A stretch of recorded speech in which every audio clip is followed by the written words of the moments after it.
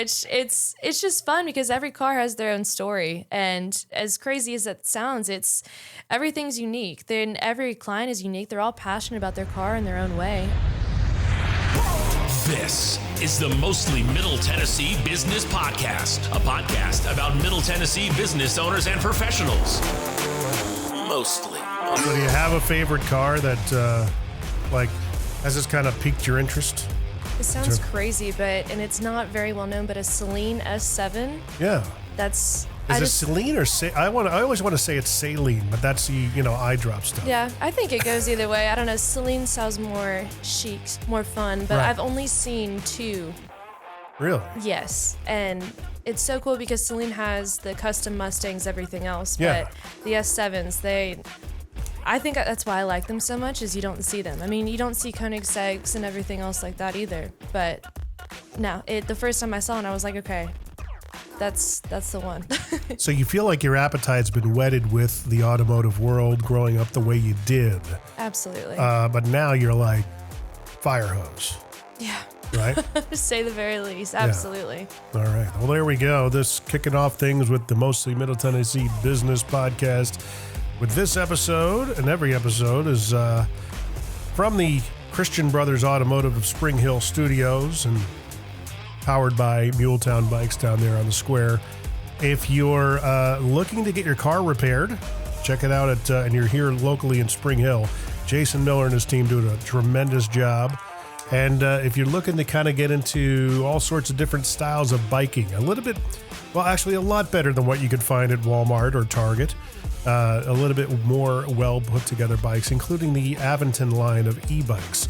That's what I'm riding these days. And I get cajoled because you probably heard the stories on the other episodes that I'm riding an e-bike, man. At this age, I just want to enjoy my workouts. No, so. You see them everywhere. And they are everywhere. Some of the coworkers, there's one guy that I work with, I think he has 4.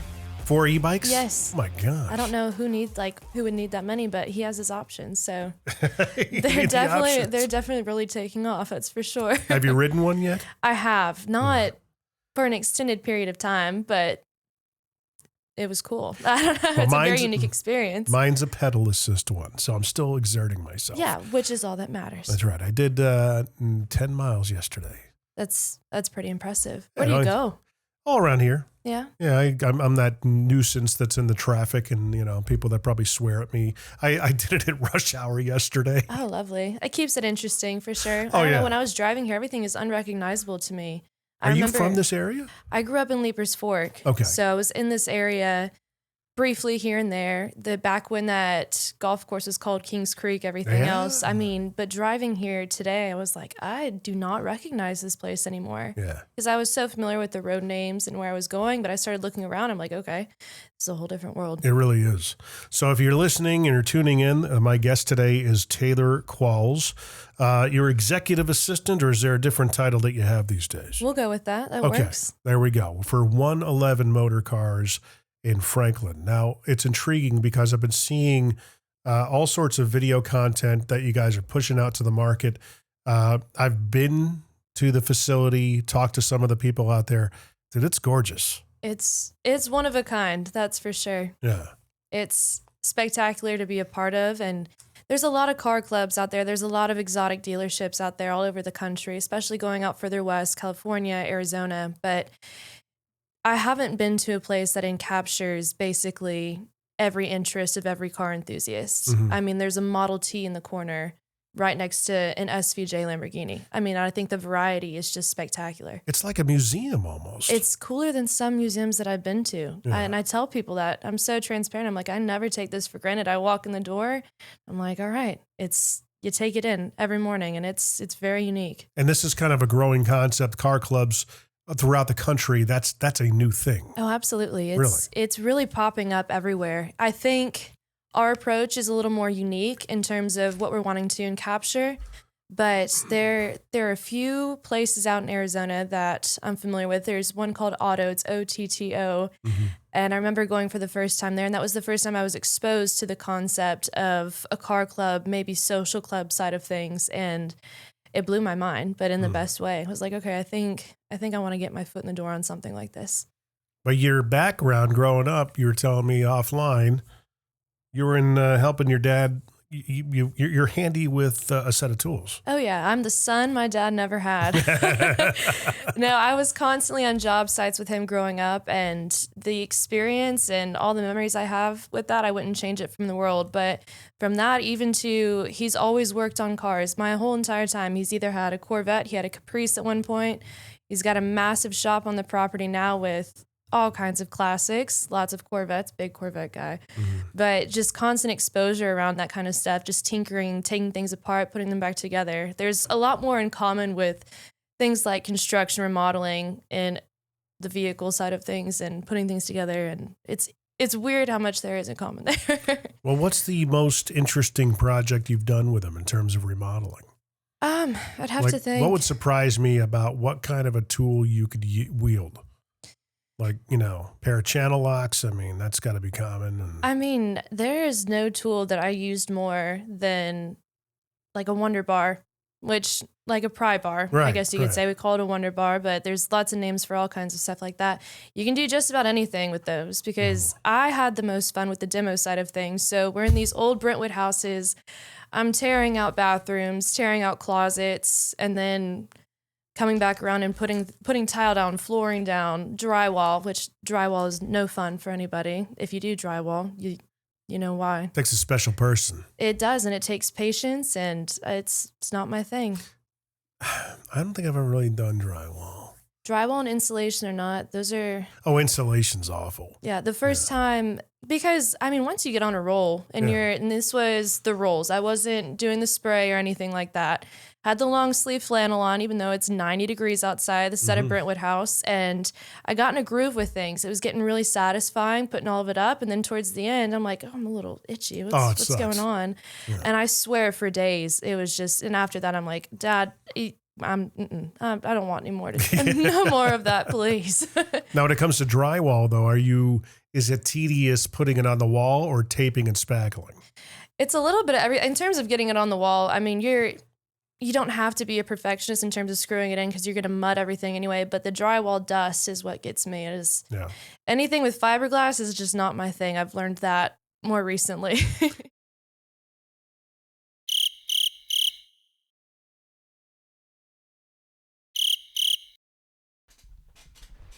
As your AV team, Jim and I normally like to film our commercials from our it'syourshow.co podcast studio.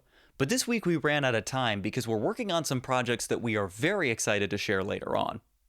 But while I was working from my home studio, it got me to realize that we can film your show from just about anywhere. Want to film a special episode of your podcast in a new location? We can do that for you. How about creating your short form video content at home or in your office? We can do that for you. What about learning all the drum parts for your Huey Lewis and the News tribute band and absolutely rocking the stage at City Winery? Well, really only one of us can do that, but he can do it really, really well. Whatever you want to film, wherever you want to film it, it's your show. We just produce it for you.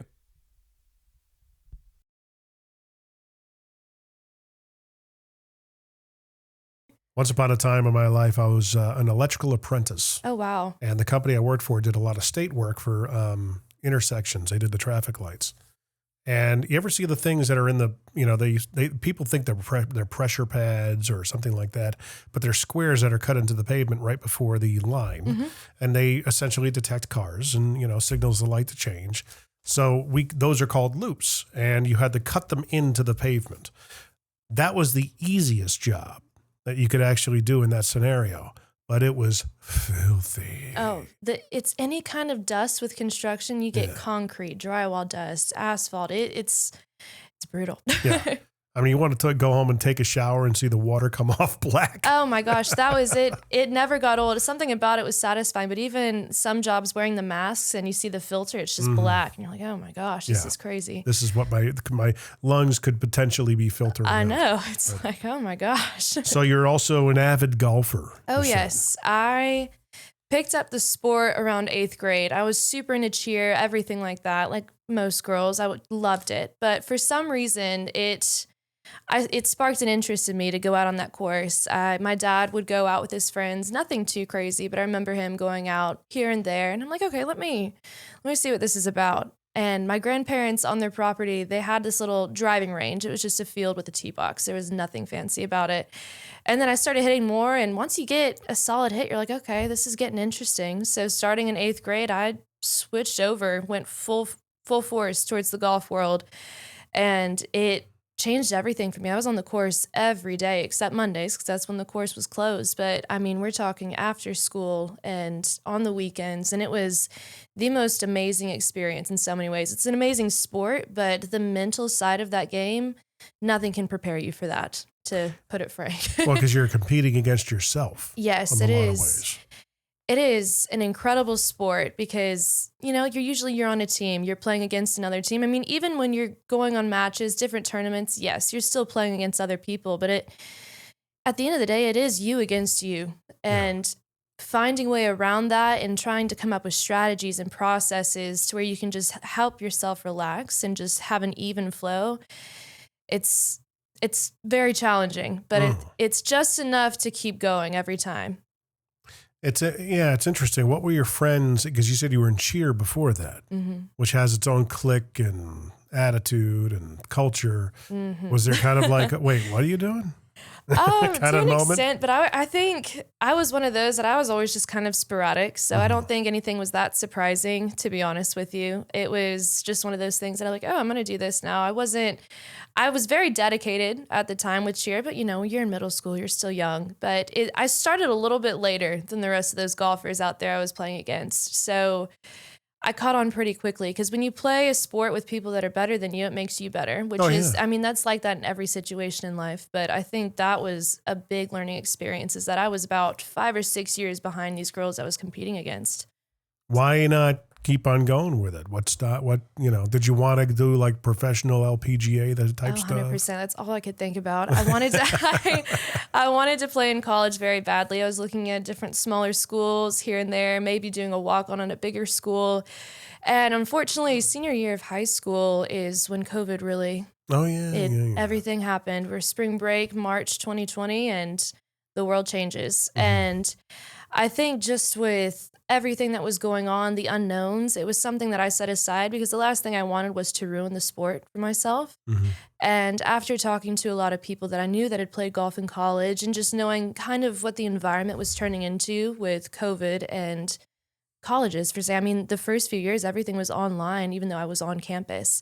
So I think that's what kind of steered me away. I didn't want to ruin it for myself. But oh my gosh, do I miss it so much. Do you still play at all? You on a regular basis? Not as much as I'd like to be honest, but it is fun going out and being a ringer every once in a while for a scramble. It's a very fun feeling. People don't see that coming when they see you though. No, not at first, but they see the practice swing and they're like, okay, all right. Because it's muscle memory at this point. When you spend that many hours a day, I don't score the way I used to, but there's sometimes I hit the ball like so pure and there's nothing more satisfying. Even it sounds so funny, but it's so true. Just in that moment, it's very satisfying. You must be fun at Topgolf. Oh, I love it there. I love all the games, everything about it. It's so fun. I don't necessarily score well every time, but it's just fun being able to hit a ball on a range with friends and all these different games. Well, there's nothing really stopping you for, you can get on those tours just by trying out. And if you're good, it's merit based. Yeah. It's not the school you went to. It's, if Happy Gilmore could do it. Right. It's just if you qualify, that's all that matters. Right. Yeah. That's still a possibility if you wanted it, I would imagine. 100%. It's definitely something that I don't know if career is the right word, but I don't think my career is over with golf. I think we might go on a standstill. You can do it part-time. Yeah, I think there's room in the future for more of that, for sure. I don't think that side of my life is done yet. Well, it's interesting because I think a lot of the, there's congruency with that and what you're doing now. Oh, 100%. Yeah. The kind of clientele that people that play golf are typically the clientele that are patrons of 111, I would think. Yeah, and the environment growing up on the golf course, it's a male-dominated sport, which is, it's always been like that. Well, now there's a lot more women, but I was, for the most part, mainly the only girl out there with the guys training, practicing. It's a different world. There's a different way to talk to people. There's a different way to act, and a lot of it is just, a sense of maturity and understanding the rules. And I don't know how to explain it properly, but I do think it helped me change my perspective and grow in terms of how to interact in a professional environment and how to interact with people. It's you don't think it does that much, but when you're playing around with someone and you're essentially playing against them, especially in a tournament, but you still find a way to build rapport and build a sense of friendship, even though you're playing against each other. It's a really great strength and a cool talent to acquire. So you kind of use it as a networking tool? Yeah, I think it definitely contributed to how I approach conversations, opportunities, different things, professional and personal. It's definitely a platform for a lot of things that I do in the way I do them. What's the most challenging aspect of what you do currently? Well, let me put it this way. What's the big, hairy, audacious goal of the company? What's one of their big mile markers they want to hit?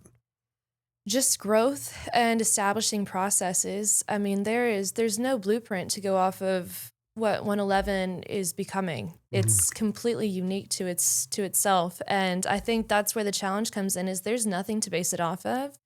There's really there's no comparison. So I wouldn't say flying blind, but you're learning quickly, very, very quickly, what works, what doesn't, and establishing processes throughout the company. Because there's so many different pieces to the company. You're not just selling cars and servicing cars. There's so much more to it. Yeah. And I think it's a great challenge, but establishing processes, you wouldn't think about it being that important, but it's huge. Oh, absolutely. It's imminent. Yeah.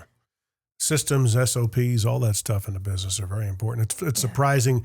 I love to hear that businesses that have the perception of your size are having similar challenges as like what we do here at J2. We're figuring out our processes and building different kinds of businesses. The 111 name, what's the meaning? Oh, I guess because it's the address. Yeah, but there was something more symbolic to it than anything else. I remember Jeremy telling the story of they didn't know what to name it. They were just going through different ideas, different things here and there. And yes, it always went back to 111 Alpha Drive. Yeah.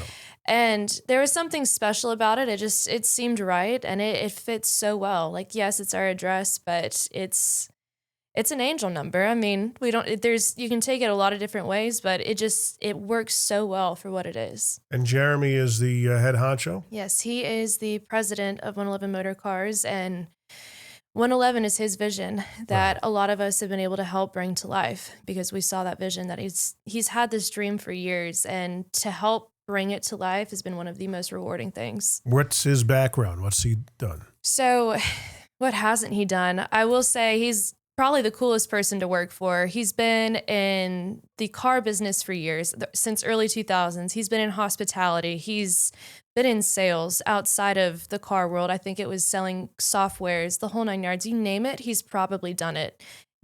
He's traveled everywhere. He's got so many talents that there's nothing stopping him. The only thing standing in his way is time and being able to do everything at once.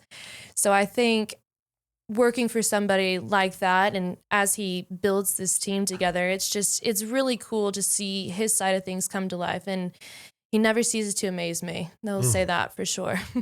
So not too much in the car business, you said? No, he very much so. I don't want to say anything incorrect, but I know from early 2000s, he was at BMW, he was at Global Motorsports, I think, for about 3-4 years. Again, I don't know timelines specifically, but been in the car business for a very long time, but also been on the DMS selling side with the software. So it's always been really car focused, but he's also been in hospitality. I think years ago, he helped start up a Carrabba's and another bar in New York. Like I said, the man's done everything, but I know the biggest part of his professional career has been automotive related. Yeah, I want to say the name, now that I think about it, rings a bell. Yeah, there's a lot of people that are coming and they're like, oh, that name's so familiar. Everybody knows Jeremy, and it's for good reason. I mean, he's done some amazing things, and everyone sees the concept too. Over at Global Motorsports, it was something similar. I wouldn't compare it directly, but things that they were offering and things that were making them stand apart. You remember somebody like Jeremy. Yeah, he was global. Yeah, when I sold, we had a lot of conversations around global, because I worked for a franchise Mercedes dealership here in town. And, we'd always get, I could find so-and-so, this exact car over at Global. I'm like, you can actually find this exact car on cars.com, probably for $4,000 less. I was like, but it's not our car. Yeah, exactly. And it's interesting seeing a lot of that. I know I'm still fairly new to the car world and the car industry, but it's a crazy world out there.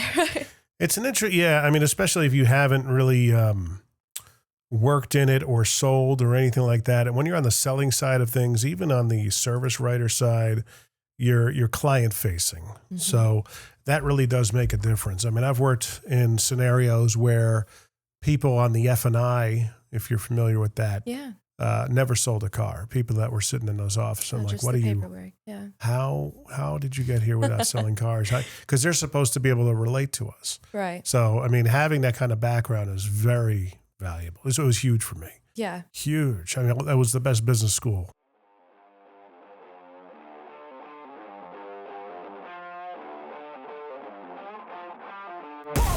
Does your garage door sound like this? If it does, it's screaming for help. Call Incredible Doors, 931-348-DOOR. We're making garage doors in Murray and Williamson counties work better and sound better. We just make them incredible again.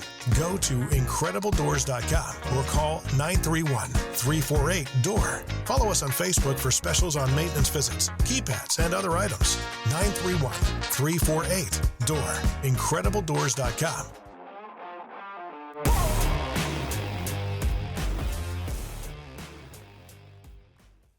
After serving for a while and bartending for a while, it completely changed my perspective on client relations and the hospitality side of things. I mean, you approach things incredibly differently because it's more about the satisfaction of the client. And I think that's why Jeremy's so good at what he does, is having that hospitality background. It's personable, it's intentional, and that's a part of the 111 mission, for lack of better terms, is essentially being the four seasons of the automotive industry. And being different, make it a different experience when you come in and buy a car. Well, when you buy a car, you're not also, they're selling, you guys are selling pretty much the spectrum of all the brands. You've got Jeep, you've got Hyundai, Honda, Ford, you can get Toyota, and they're all pre-owned. But of course, you can get your Ferraris. You can get, on Austin, Healey, Aston Martin. Oh, yeah.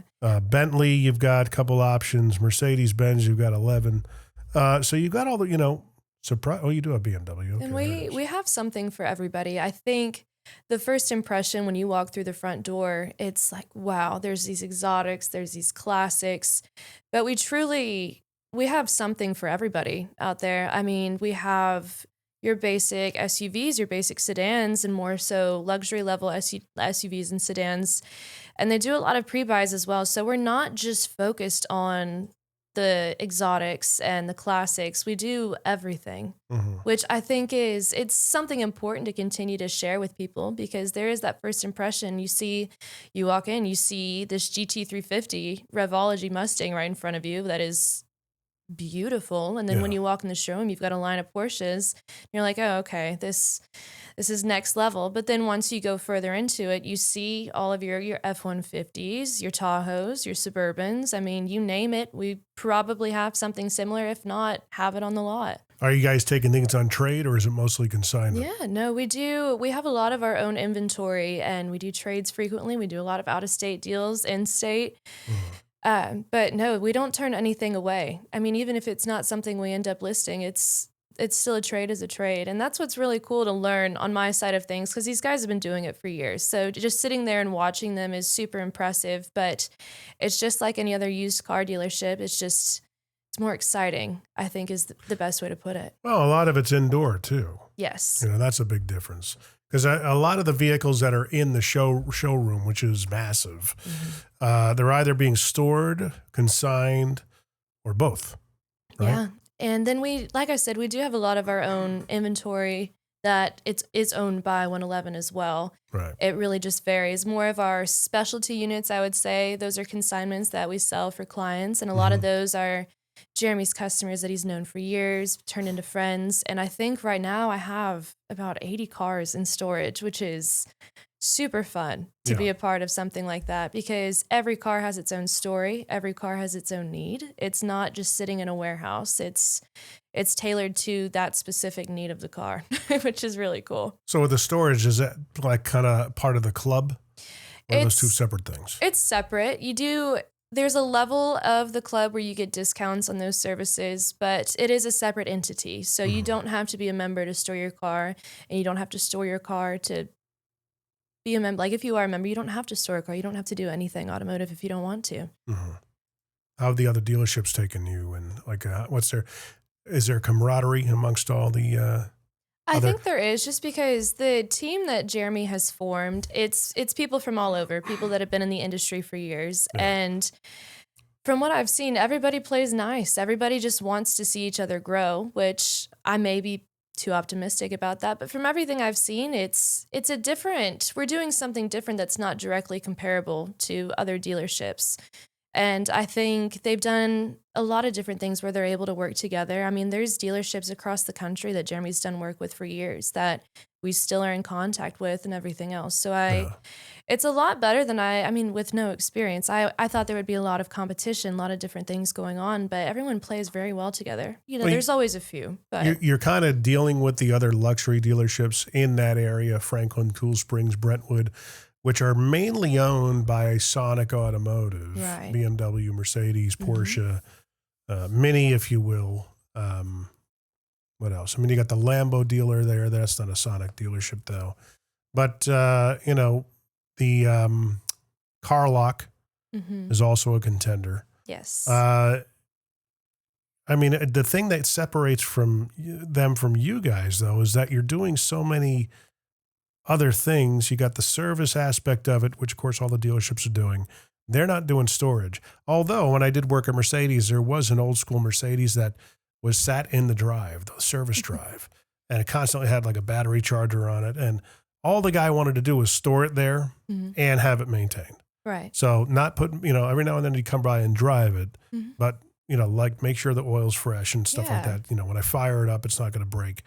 And that's exactly what we do. That's what you're doing? Storage. The service is to basically summarize what we do. And like I said, it's unique to every car because we have cars that are from the 30s. Obviously, that requires something different than a brand new Ferrari. But we talk with the client. We have a spreadsheet of every single unit we have in storage. And with that, we track the voltage of the battery.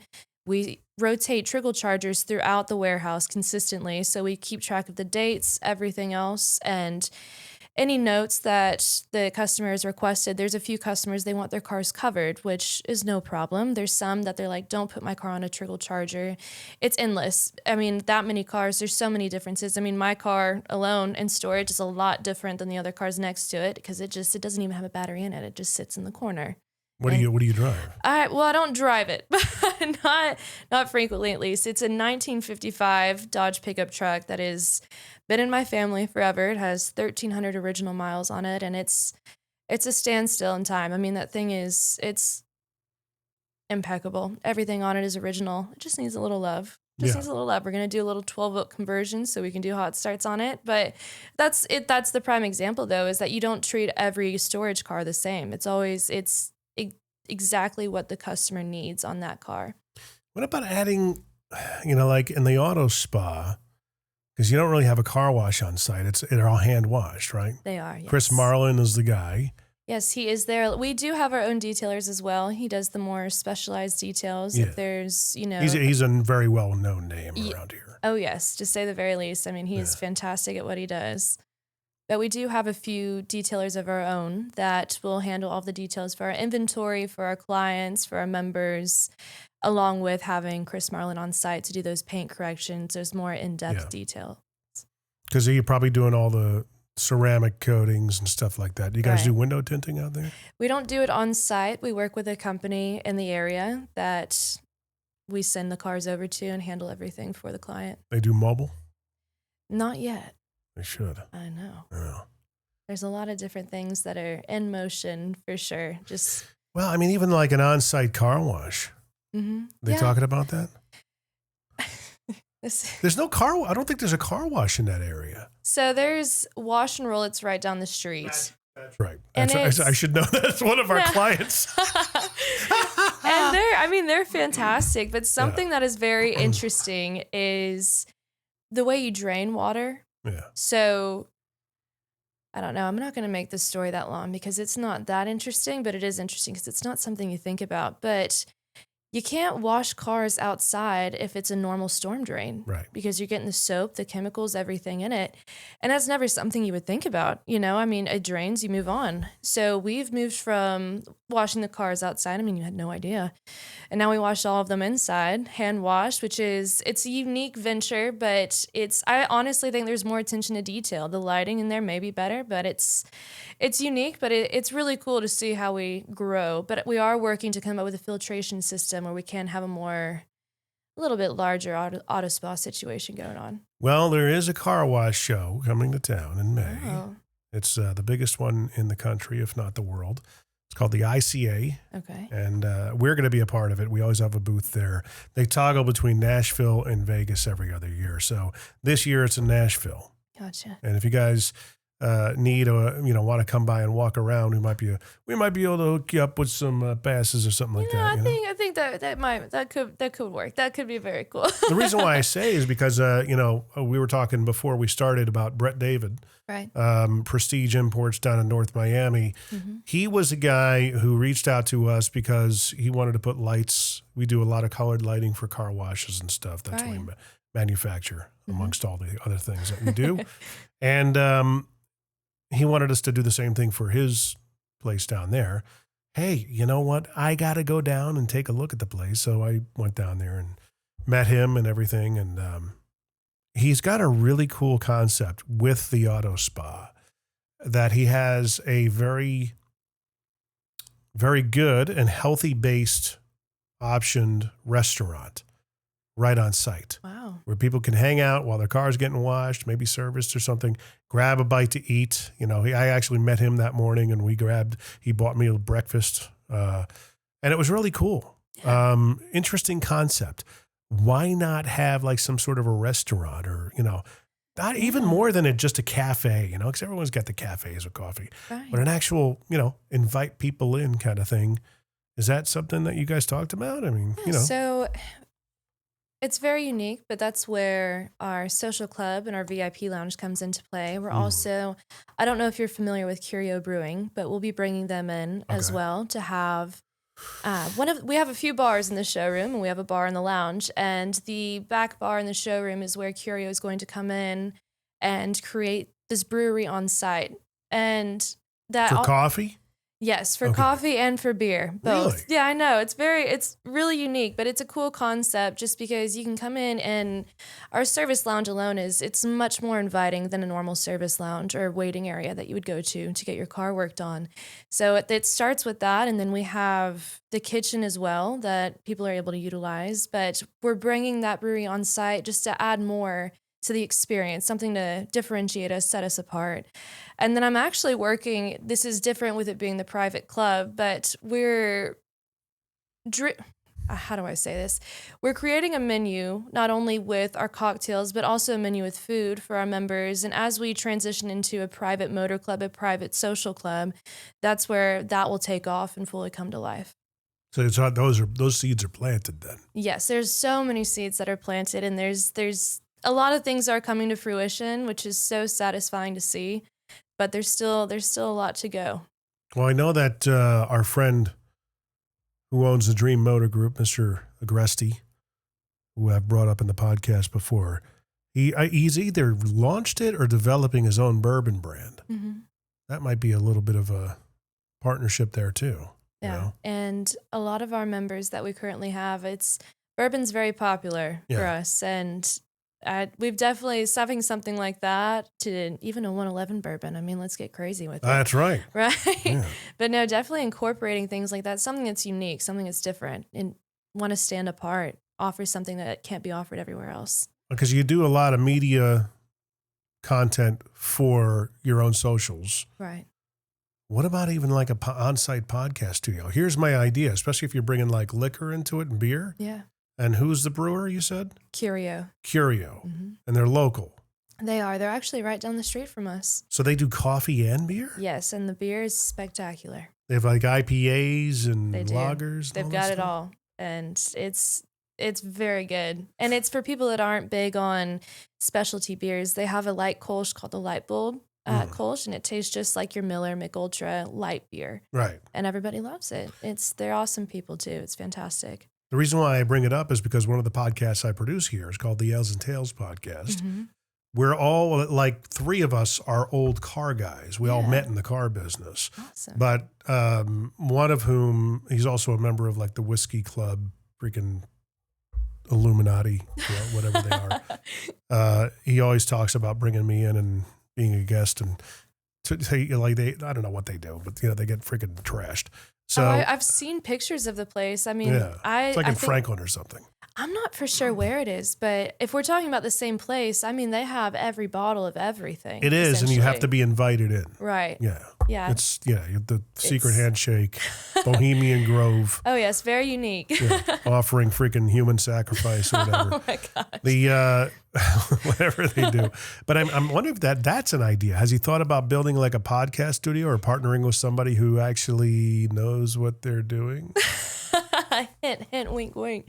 Actually, yes. If you've been in the showroom and you turn around, our upstairs, there is a huge window, and we have a golf simulator up there. We have a few desks up there, but we've always talked about having something set up where there is a podcast. So Let's talk.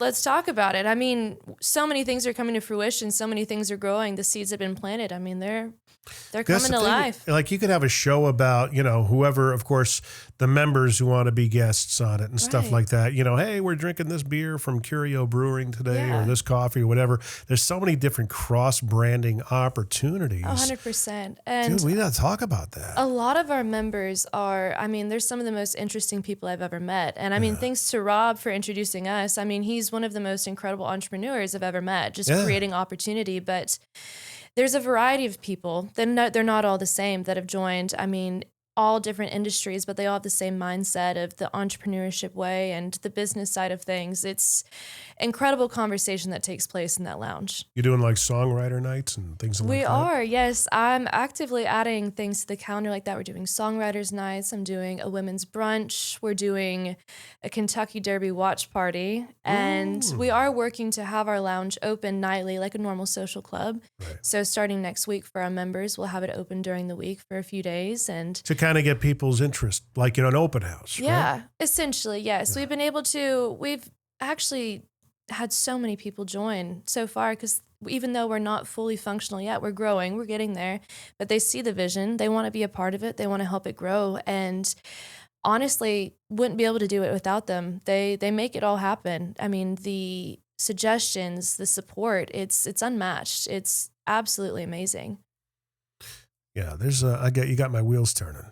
And that's what 111 does. I mean, the opportunities are endless and things. I mean, most recently, I've started putting art on we have a bunch of automotive art throughout the place, and we're functioning as an art gallery where we have the different plaques for people to look up, get the information. They can even buy it on site and walk home with it. And you wouldn't think about something like that in a dealership, along with, Lexus of Nashville kind of did that. Yeah. Yeah. I mean, it's just an interesting concept. There's so many different ideas flowing. And I mean, if you have the chance to talk to Jeremy, I mean, he'll blow your mind. The ideas and all the ideas, they're endless because we don't just sell and service cars. There's so much more to it. And I think that's the most amazing part because the podcast has been a conversation. A cigar lounge has been a conversation. Yeah. Putting a cigar lounge in upstairs for our members. There's so much going on, which I think is what makes 111 so special. Because if they're storing their car there, they want to hang out with it. Yeah, well, you'd be surprised. Some of them have dropped them off and they haven't been back since.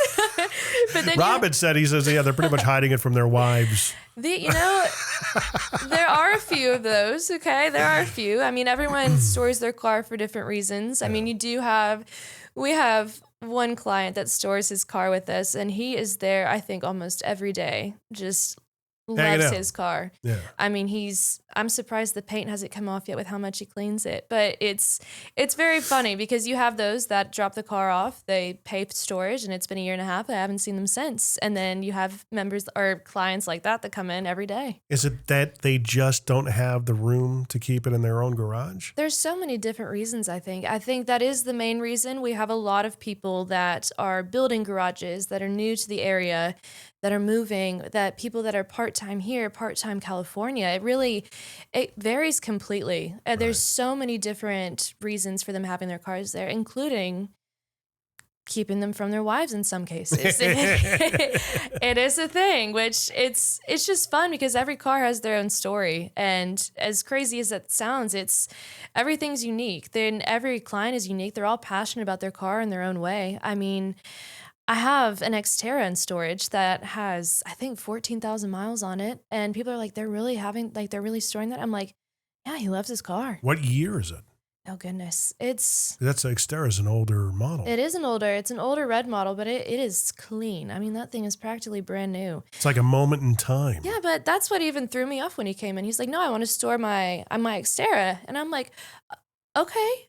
I'm like, right. Yeah. I mean, obviously, we're not going to turn somebody away. You can store anything. You can store any kind of vehicle. It doesn't matter, but it's what threw me off is I'm like, okay, like that's fine. And he'll come switch it out. He has this beautiful Mustang that he switches it out with frequently, but you find a car you love. I mean, sure, we'll take care of it for you happily. Do you remember what your dream car was in high school? The Celine S7. So there's still the Celine. It was still the Celine. Now, realistically, the car that I always wanted as the first car, I think a lot of girls were like this. I wanted an old Land Rover. I was about to say, what? The Model T? No. The Mercedes that Berta Benz took across Germany? Right? No, the very first car. That's what I thought you meant. Yeah, no, I love the Celine S7 because it's so unique. You don't see it. It's not very well known. And I know we talked about that briefly, but in high school, when you're learning how to drive, I mean, I was supposed to start out with an old Southern Comfort Edition Yukon green. Crazy. It was my grandparents. And that's what I was, thinking I was going to start out with. My parents then were going to surprise me with a new vehicle. They went to a dealership in Brentwood that's no longer there anymore. And they had every intention of getting me a Tahoe, something big, something safe. And there's this little Land Rover LR3 next to it that's cheaper and cuter. And, the daughter wants a Land Rover. If it's cheaper than the Tahoe, okay, why not? Yeah. And completely fallen in love with them ever since. I'm on my third one now, and I still have that very first car, too. Isn't it crazy? I never thought I'd be such a fan of German vehicles. Well, yeah. Mercedes in particular, because that was like such an eye-opening time of my life.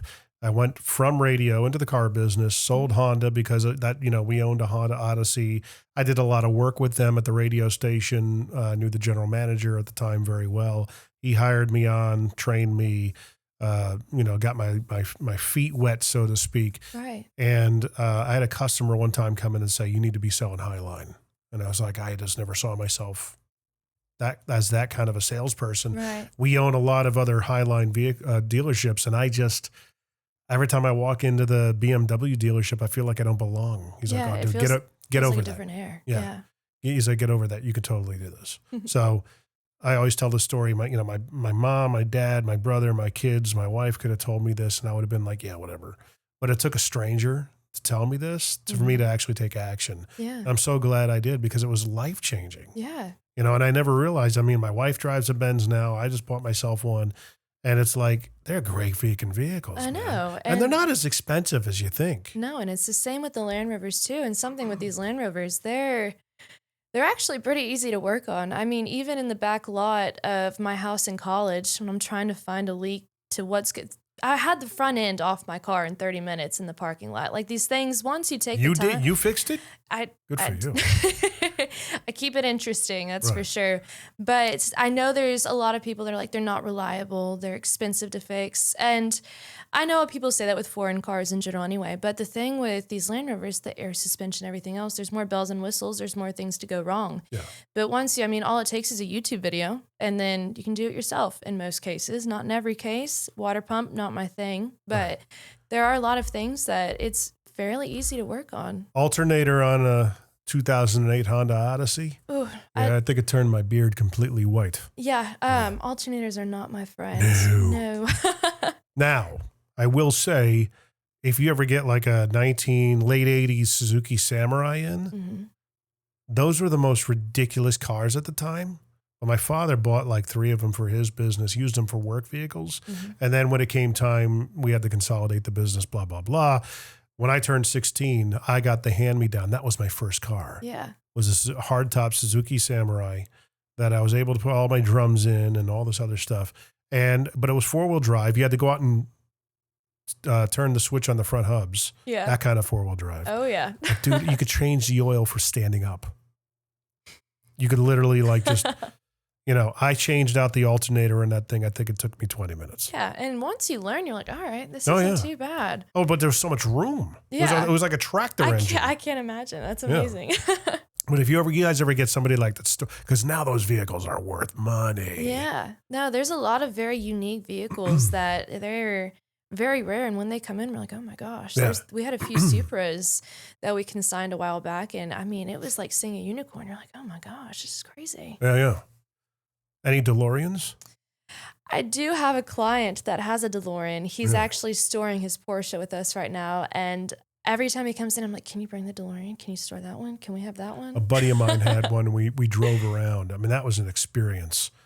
I mean, the thing was a piece of garbage, but it was driving around in it. You want to talk about a car that turns heads. Oh, yeah. Oh, my 100%. And that's why I'm hoping we'll have it there soon. I've talked to him about it for a while. I think he finds it funny at this point, but I'm like, no, I want one here. We've got everything else here. I want that here. It's funny because, getting back to the Suzuki Samurai, I hated that car with a passion when I had it. But I would isn't it funny how later in life, at least for me, if I had an opportunity to own one again, I would. Yeah. It was just a good car. And there's a lot of people that talk about their first cars like that. I We know. have a lot of clients that'll come in and they'll see the most random car and they're like, oh, that was my first car. I'd do anything to get it back. I've always wanted to drive a Lamborghini Countach. Yeah. Because that was the car that hung on my bedroom walls and posters. That was Yeah. my favorite car. It's those posters you get from the book fair. Oh, yeah. Yeah. All those guys all had that, them. or Spencer gifts with the girls on it and stuff like that. Oh, That's yeah. what I had. But never saw one in real life until my father, for my birthday, I think I was 12 or 13, took me down to North Bergen, New Jersey. It was the nearest Lambo dealer. And it got to stand, they wouldn't let you sit in it. Right. Let alone test drive it. My father thought about buying, he was going through his midlife crisis at that point. He was this close to buying a Lotus Esprit. Ooh. And it was I think $70,000 at the time. Yeah. And he ended up going with are you a big fan of The Office? Yes. You know the car that Dwight drives, Yeah. Trans Am GTA? Yep. My father had that exact car. No way. Yeah. That's awesome. That was his midlife crisis mobile. No, the Office gets referenced quite frequently at 111. Really? Oh, Yes. yeah. Well, you guys are in the same wavelength because you were talking about, all the Marvel stuff that I have here. Yeah. You kind of got that little cultural nuance that you're building into the situation. And there. it's funny when we have any kind of training or support calls with the DMS company and they're looking through the roles and they see Iron Man, Pepper Potts, Captain America, it kind of throws them off a little bit because usually you'd have F&I, sales manager, and it's different. It's unique. It makes it more fun. You guys know at least who those people are. 100%. Yep. Who's the Hulk? That one we never gave a role to. Not yet, at least. But like I said, we're growing rapidly. I'm sure there will be a Hulk eventually. Hi, I'm Jason Miller. I'm the owner of Christian Brothers Automotive here in Spring Hill, Tennessee. We fix cars here, both European and domestic, from simple oil changes to complete engine rebuilds and replacements. Most important thing, though, is while you're waiting, we've got the best snack game in town, and we invite you to make yourself at home and get to know us, and we treat you like family. We're located right across the street from Walmart on Highway 31 right here in Spring Hill. Let us know that you heard about us on this ad, and we'll give you 10% off your next oil change. So stop on in and see us in downtown Spring Hill. Do we even have a downtown in Spring Hill? The story that I told was Prestige Imports. I told this on Rob's episode. When I went down there, I had to do a lighting assessment, count all their lights because that's what we do, and then start putting all the information together. And Brett asked me to meet him on one end of the dealership. Now he's got 2.5 blocks worth of stuff. Yeah. Car wash is at the north end with the auto spar and the restaurant. He's got like another Global Motorsports, but on a much higher level type of used car dealership going on. Then he's got the Pagani. Oh my gosh. And then he's got the Lambo on the south end. Sounds like paradise, honestly. I mean, it was really surreal. Yeah. So he was like, meet me on the south end of the Lambo dealership at this time, and we'll put our heads together. And I want to see some of these lights in action, so we'll make a time later on to go meet again. Right. But he pulls up. I can't remember the car that he drove, but the thing was like a Countach. Mm-hmm. Maybe I think it was shorter than my desk. Oh, they're crazy. Yeah, really loaded ground. He's like, hop in. So I opened the passenger side door. The seat's pushed all the way up. There's no hopping into this thing. No. Okay? There's nothing graceful about it. Exactly. I'm about as limber as a flippin' I-beam. And I'm like, okay, do I ask him how to push the seat back? I know it doesn't have the little, ratchet thing on the front where you lift it up and, Yeah, you're trying to play it cool. Yeah. There's no cool. I'm like, I'm just going to be a total jackass right now. And I fall into this thing and, I got my legs kind of bunched up and I'm, looking at him and he's kind of like, really, dude? Yeah, you got your knees by your ears. Like, yeah, it's pretty really much. Cool, Yeah, man. it's good thing I stretched this morning. So I close the door and he drives like a maniac down the back roads to the end of the dealership. Very exhilarating. And decides to pull, we're in front of the cafe. Mm-hmm. And there's an outdoor portion of the cafe with some parking out front and one solitary parking spot that's carved in towards the building. If you were looking at the building, looking out to the road, the parking spot was on the left side of the outdoor seating area. Mm-hmm. Okay. So, instead of pulling nose in, so-and-so can, somebody can gracefully and keep his dignity, get out of the car without having to put on a show. No. He decides to back the vehicle in. So I am on full prominent display. And for the people's entertainment that are having their afternoon snacks while they're getting their car washes. Yeah. Yeah, I was there. Yeah, I'm like literally having to pick up I'm physically moving my leg out of the car. And I'm like, dude, I've got a dad bod, dude.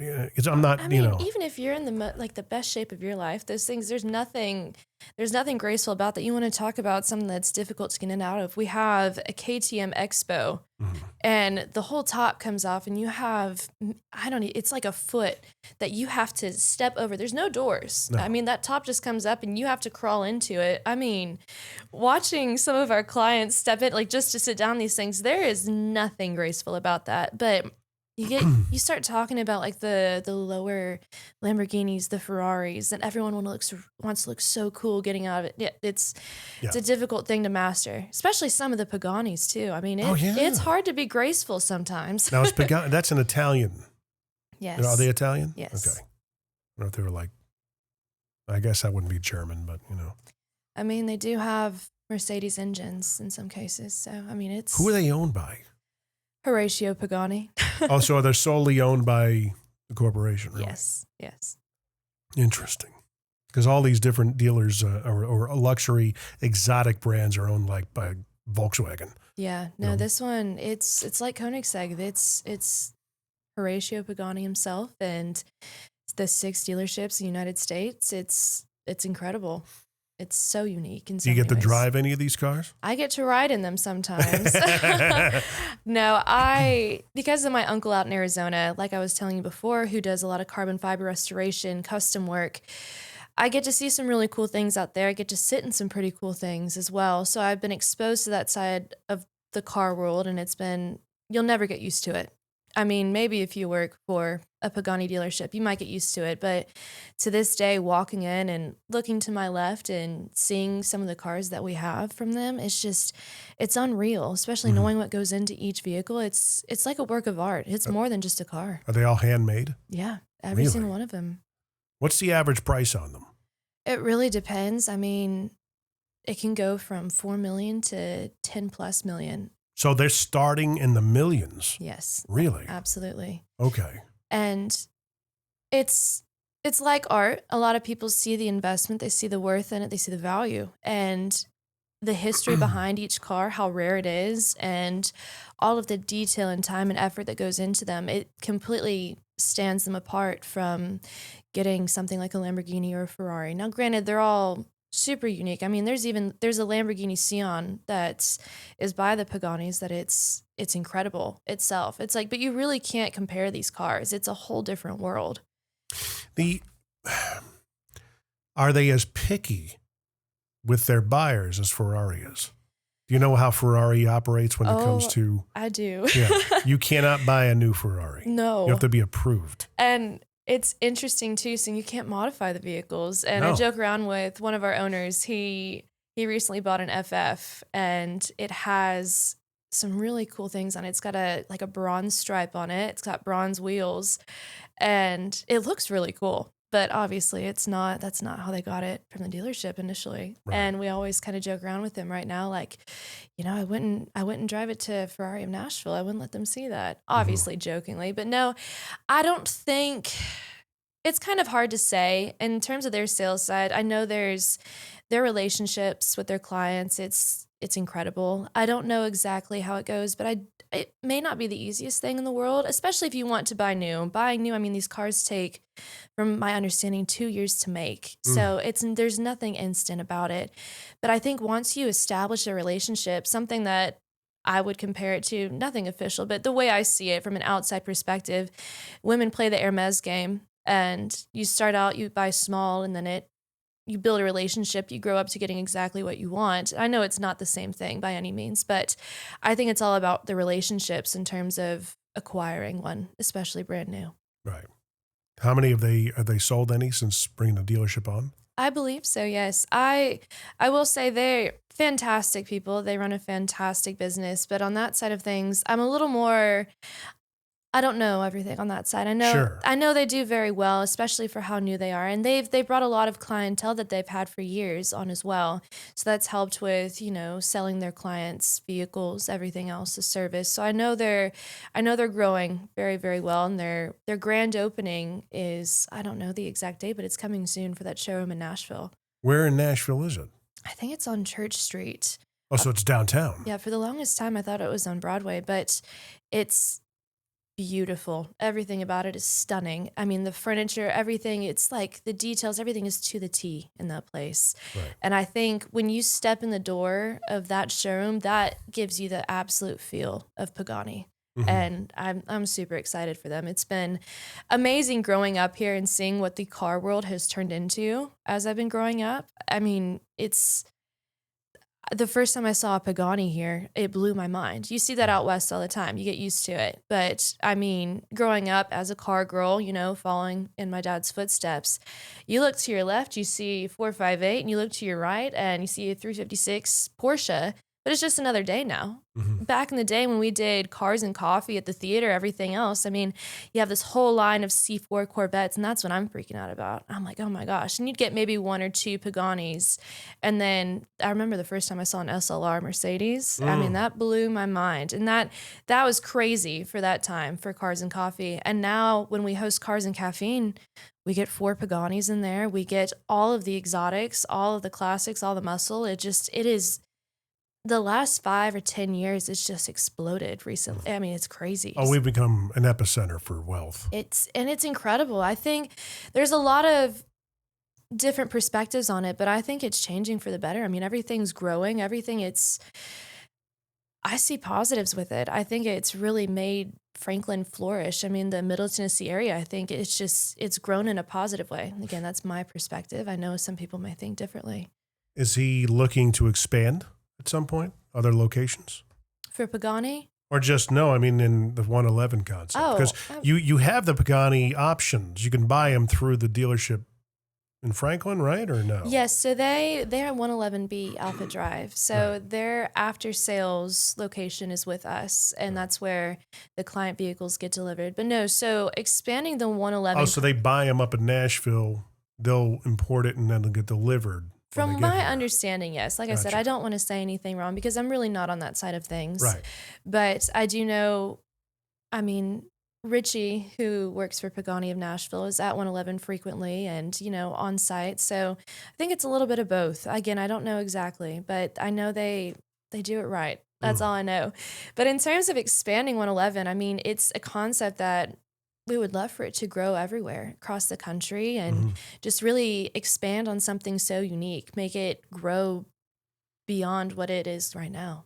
Well, that's the thing is, you have a new community opening, right behind us here, June Lake. Yeah, which is, like I said, it's insane driving here. It's unrecognizable. But I mean, you have College Grove communities with the Grove and, Troubadour. Right. And then Firefly. Mm-hmm. Have you heard about that? I have. Yeah. Which is crazy. I mean, even thinking about, because you have the parts of Middle Tennessee with Belmead, Green Hills, kind of older money, but so many people moving here, so many expansions. I mean, growing up in Leapers Fork, you couldn't say anything. It was nothing special about living Leapers Fork. I mean, it was a small town, everything else. It has expanded like nobody's business. I mean, there's beautiful mansions. I mean, even on the road I grew up on, I drove by it the other day and I looked to the left and massive, massive property that is absolutely stunning. But You're a native though. I am, yes. Does it bother you? Not you me. can be honest. No, really? and that's, everyone's like, really? It doesn't bother you? I'm like, I love it because I always thought about going to a place that was more established. There was more going on. And the fact that it's come to me instead of me having to go to it, because I always wanted to go to Florida, South Florida, be in that kind of scene, that kind of situation. But everything's kind of just come like here. Fort Myers. The whole 9 yards. The whole 9 yards. I would imagine you're thinking Miami, Fort Lauderdale area. Yeah, I mean, a little bit of all of it, though. Fort Myers is like where, that's heaven's waiting room, essentially. I know, and it's everyone's so skeptical about Miami and South Florida, but it's the being there in the past, but like feeling that energy and I get it. Just the variety, like the culture is so different there because there's so many different things going on, and that's really, obviously, I can't compare Nashville to Miami. That's not what I'm doing by any means, but there has become such a variety and everyone coming in, everyone's so different. Everyone's building it to make it so much better. I mean, the expansion has been amazing. The traffic is awful. I don't want to talk about that. But they got the infrastructure for it down there. Yeah. I mean, I think all the changes here are for positives in my opinion. I know I'm younger. People that have been here longer than I've been alive have different things to say. Yeah, but you grew up here. You're kind of like my client, Nick Woodard, who he came here, I think, when he was 7 or 8 years old. Yeah. But he remembers Cool Springs when it was nothing. Oh yeah. No, I live in Franklin, essentially right across from 111, very dedicated. Right. But I remember when all of that was fields. I remember when West Haven was a whole field when it didn't exist. Oh, yeah. And now you go by and it's a whole different world. I mean, it's just crazy to think about. And it was kind of blowing my mind driving here because I'm on Buckner and I'm like, what's going on? Like there's so much going on. But I see the positives in it. I guess it just depends on what your perspective is. It's inevitable. Yeah. I mean, we saw it when it was growing up in Connecticut, it's where I grew up.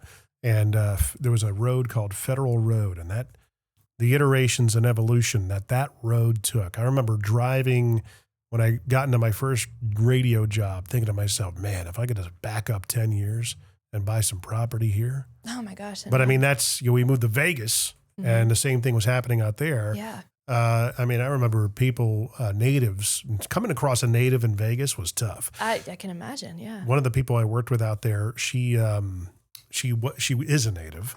And she goes, I remember when Rainbow and Sahara, which was the major intersection right up the road from where our radio station was. Mm-hmm. She goes, I remember when there was nothing here. And she said, I even think we had like an opportunity to buy some land, but nobody saw the vision of what it would become eventually. There was like a major dealership on the corner, a bank, a big old strip mall, huge intersection. She's like, I remember when there was just deserts.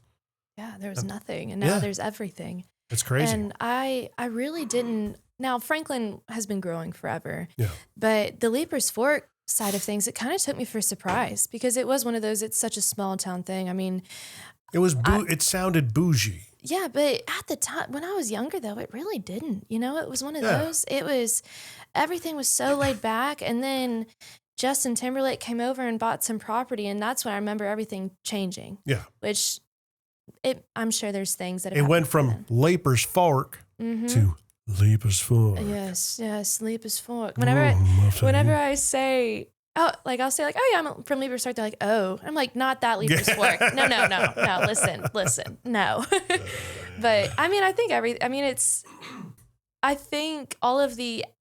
the economy, I'm not going to talk about the economy like that, but I think all the money that's come in and all the growth, it's really helped, in my perspective, make Franklin and Middle Tennessee flourish in so many ways. So, and again, I'm growing with it. Like, I plan on staying here for a while. I was planning on moving, going somewhere different, but I'd love to see what it's turning into. I love being a part of it. Yeah. I mean, I think you're in a good spot, and it's a unique concept that you guys are building. Yeah. I think offline we need to talk about, I'd love to, if we can meet with Jeremy and talk about the concept of a podcast studio or a partnership there. Yeah. I mean, that's something we could certainly build out. That's one of the many, many ideas that he's come up with. But that's the thing, when you're trying to establish the 4 seasons of the automotive industry and have a social club and we're a private event facility, and which is so fun for me, because transforming a showroom into a private event, it's crazy. I really didn't see the potential at the start, and now it's amazing.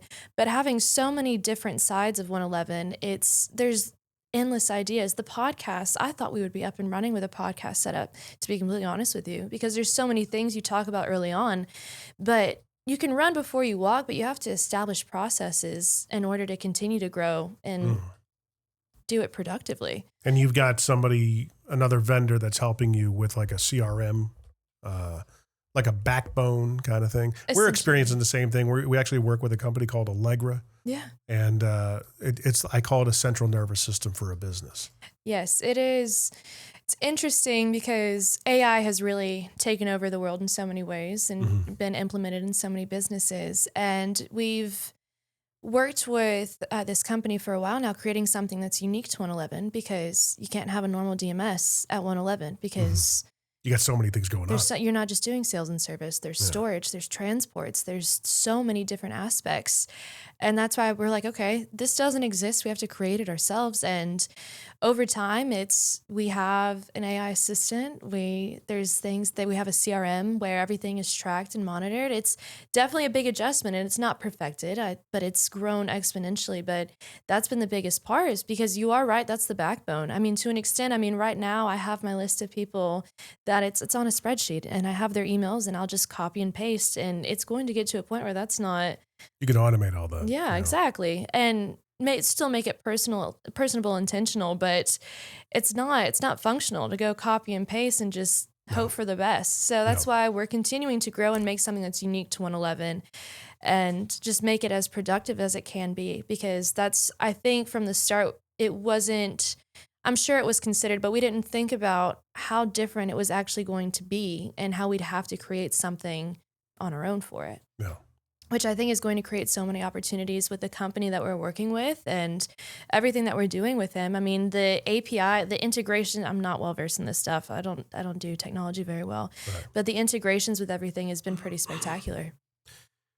Do you get a lot of walk-up opportunities from customers, people that are just kind of walking in and checking the place out, or is it like a dealership on a Saturday where you're just wall-to-wall customers and trying to sell cars and stuff like that? Have people understood the facility to be like that? Yeah, no, we have so many walk-ins. A lot of people that just like, oh, I heard about the place. I really want to see what's going on here. Yeah. And our listings for our inventory pushes everywhere too. So sometimes they don't know what 111 is, but they know it's at this location, a used car dealership. And then they come in and it's like, whoa, okay, all right. But a lot of people will walk in just to see what it is. And then when they realize everything that we can do, we can work on any and every car. We could sell you any car. Like there's no limits with 111. And I think, can you do that? Yes. Can we do that? Yeah. We'll figure it out. Yeah, we can do it. No, I get that. There's the thing though. From a Prius to a Pagani, we have Cole in our team who is a mastermind with the classics. All of our techs are so incredibly talented, but we have the variety of technicians to be able to work on anything and everything. Like they can take whatever you throw at them, which not a lot of places can say that. it's my favorite part about giving someone a tour, like the walk-ins, taking them back to service and looking through the garage window, and you've got a Silverado right here, Tahoe over here, GT3 RS over here, you've got this 1950s Lincoln over here, and then, Honda Civic right here. Like it's amazing because I'll walk up and I'm like, no, we work on anything and everything. They're like, yeah, okay, cool. It's going to be all Porsches. And then bam, you walk in and it's the greatest variety. That's the thing is that, managing all that. Yeah. Like you're talking about, to your point, it's got to be monster because you're doing a lot. It's very ambitious. Yeah. And I could tell you as a company like ourselves, as J Squared, excuse me, we're doing a lot of ambitious things as well. We're in the lighting manufacturing space for car washes, which is a huge vertical for us. We do our own commercial lighting manufacturing, like you'd find like on the side of a building or warehouse or parking lot lighting, that kind of thing. We're in the video wall space. Yeah. Because car washes are now pivoting towards, the colored lighting and color shows. Yeah, it's if you go through unreal. Wash and Roll, they're putting on a color show inside the tunnel. Yeah. No, it's Those crazy. are our lights. Yeah. So That's awesome. Yeah, now they want to do all the car washes are now turning towards video walls. Interesting. It's weird, but the video walls have to be, waterproof and chemical resistant. It sounds like a nightmare for technology. It is, but that's what pays the bills. It's a majority of the monster share of our revenue comes from that. Yeah. And now I'm doing, podcasting and building this kind of a business where we do multimedia content creation, shooting, all that stuff. So I was like, you get it. You get it. People like Rob get it. I mean, you can't just do one thing. When there's so many different opportunities, you gotta have at least three legs to the stool. And that's what's crazy about 111 is there's ways to do that at 111. Yeah. And one thing, they're all congruent though. It is really cool though. Like when we have staff meetings, Jamie will call us in and they're always brief, but they're always in the kitchen. And one thing that has come to fruition is that he can ask anybody on the team what their role is at 111. And he usually goes for Kyle, who's one of our techs, and he'll say sales because all of us are in sales. All of us are in service. All of us do everything, which is why when I told you initially, I'm like, there really isn't a name for the role of what I do.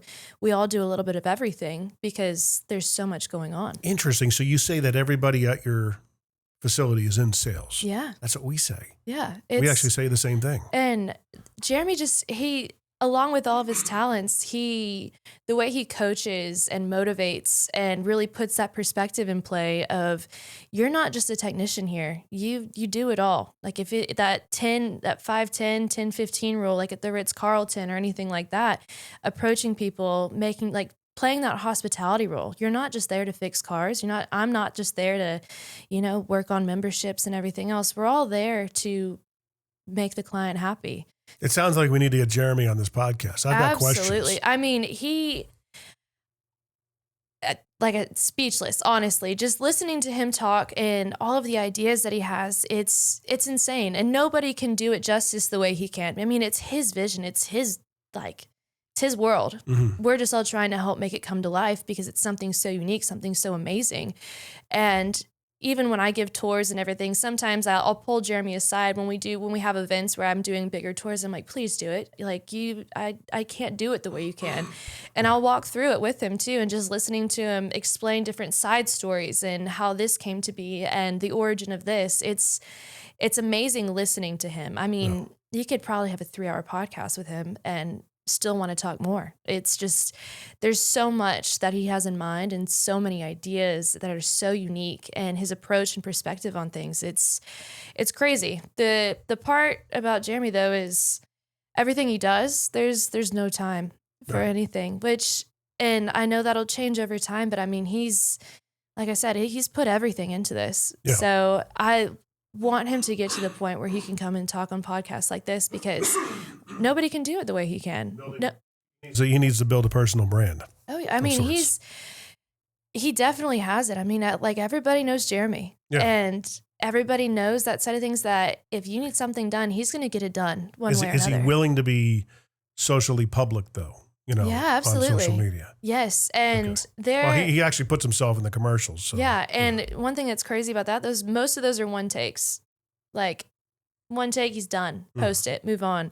That's what, he's such a unique individual when it comes to things like that, because he's so genuine with what he's talking about that it just comes naturally to him. And that's why just sitting down and having a conversation with Jeremy, you never forget it. That's why everyone remembers Jeremy. Mm-hmm. So it's really, really cool to learn that vernacular, kind of explain his vision, his dream with everything. But I think at the end of the day, no matter how hard all of us try, he just nails it every time because it's his, you know? He can internalize it and explain what he does. Yeah. And 111 wouldn't exist without him. I mean, it's his vision. There's other clubs that exist. There's other social clubs, other dealerships, but nothing like 111 exists. Well, there you go. You heard it here first. Yeah. As I said, this is your first podcast episode. Nice job. Thank you so much. I'm excited to be here. Of course. Well, there you go. As usual, all the details will be in the description and all the different things that we put our episodes out on. The website's easy, 111motorcars.com. It's 111motorcars.com. Check it out. See the team. If you're in the market for buying a car, they've got a whole bunch of inventory right there on the website. If you want to be kept up with any sort of public events that they're having coming up, they've got an events page. But I think ultimately that we might be working more closely together as we talk offline and we meet about this. I don't think this will be our last conversation. I don't think so either. And as usual, go to mmtbp.com. If you found this to be valuable, please share it with somebody. Give us a rating, a like. That would be wonderful. And the drill. So, Taylor, thank you for being on. Let's get our week going. Thank you for having me. I appreciate it.